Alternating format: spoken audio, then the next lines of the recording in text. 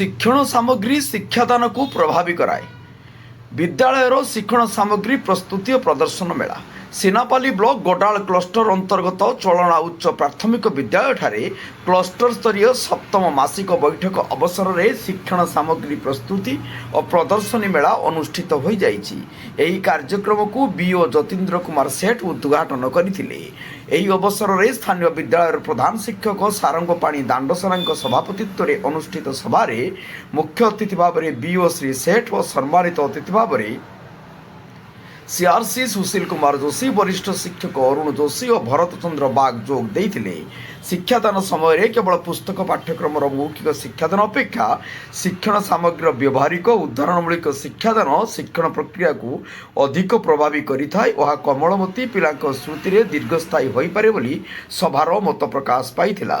एही कार्यक्रम आयोजन में ममिता पाठजोशी, किशोर मेहर, सुमित्रा मेहर समेत स्थानीय विद्यालय समस्त शिक्षक शिक्षयित्री और छात्र छात्री सहयोग करथिले। शेषर शिक्षक शिवप्रसाद मेहर धन्यवाद अर्पण करथिले।